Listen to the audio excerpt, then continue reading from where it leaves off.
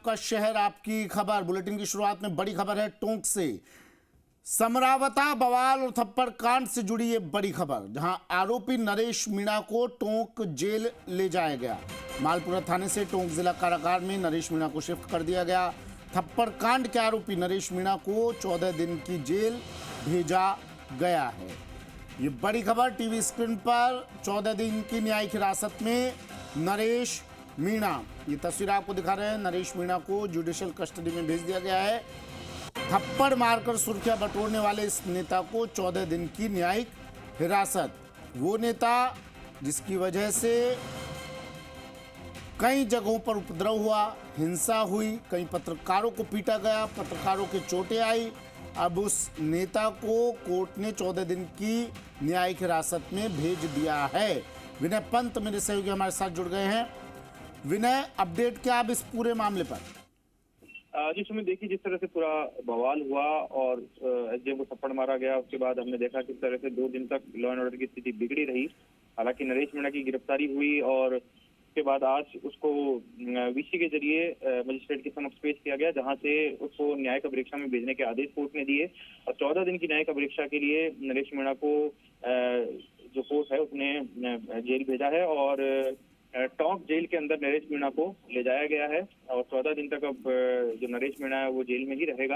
हालांकि इस दौरान उसके जो वकील हैं उनकी ओर से जमानत याचिका लगाई जाएगी, लेकिन पुलिस अपना पक्ष मजबूती के साथ रखेगी ताकि उसकी जमानत नहीं हो सके।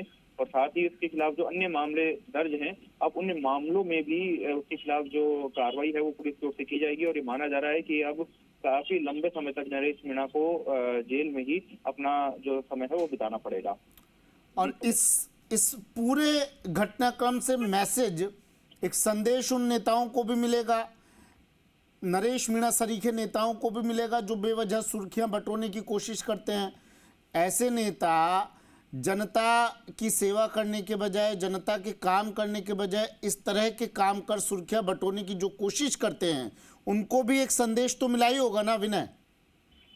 जी बिल्कुल सुमित, देखिए जो भी नेता कानून हाथ में लेते हैं, लॉ एंड ऑर्डर बिगाड़ते हैं और विशेषकर लोगों को उकसाने का काम करते हैं, जिस तरह से नरेश मीणा के द्वारा भी लगातार सोशल मीडिया के जरिए लोगों को उकसाया गया और ये तक कहा गया कि हथियार लेकर वो पहुंचे और आमने सामने की लड़ाई है, इस तरह के लोगों को भड़काने वाले भाषण दिए गए और अब पुलिस की गिरफ्त में है, जेल में है।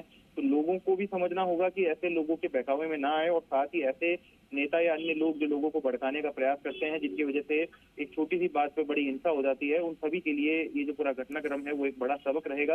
और देखना यही होगा कि अब इस पूरे प्रकरण में आगे जो अन्य लोग जो फरार चल रहे हैं, जिनको नामजद किया गया है पुलिस के द्वारा, उन तक पुलिस जो है कितना जल्द पहुंचती है। लेकिन कहीं ना कहीं फेल्योर प्रशासन का भी रहा, ऐसा लगता है विनय, क्योंकि सोशल मीडिया, इंटरनेट पर बैन नहीं किया गया, इंटरनेट को बैन नहीं किया गया।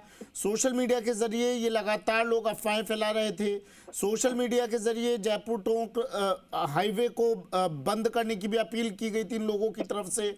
हालांकि उस कोशिश में लोग सफल नहीं हो पाए, लेकिन एक बड़ी लापरवाही प्रशासन की भी नजर आई।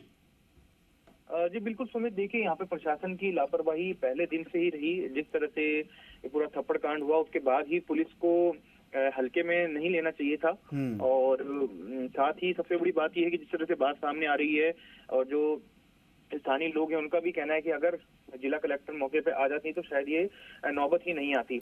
हालांकि जिला कलेक्टर का कहना है कि वो मौके पे जाने के लिए तैयार थी, लेकिन ठीक है, शुक्रिया विनय, नजर आप बनाए रखिएगा, अपडेट आपसे हम लेते रहेंगे। बड़ी खबर इस वक्त की।